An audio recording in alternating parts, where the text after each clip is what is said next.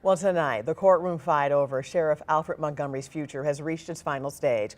After 4 days of testimony and hours of argument, a judge will now decide whether the sheriff stays in office or is forced out. The case covers everything from detainee transport duties to claims of retaliation and overreach. 5 on Your Side's political editor Mark Maxwell has been tracking each twist and turn, and Mark is live outside the Carnahan Courthouse.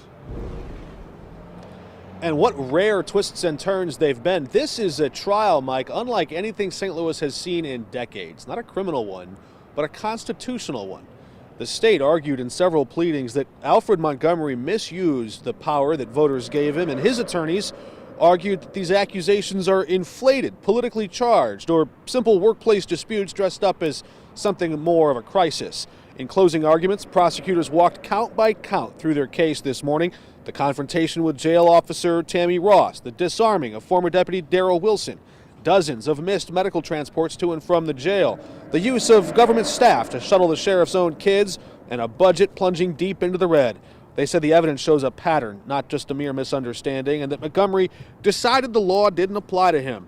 The defense pushed back forcefully, arguing Wilson misrepresented himself in that gas station, that Ross escalated the hallway dispute, and that the medical transportation issue was a long, questionable one that needed budget support from other city officials.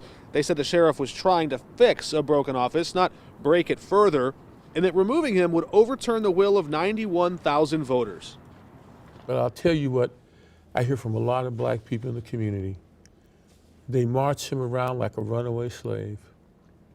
And that hurts. It hurts a lot of people in this community. That was retired Judge David Mason acting as Montgomery's attorney, speaking in our studio just moments after closing arguments today.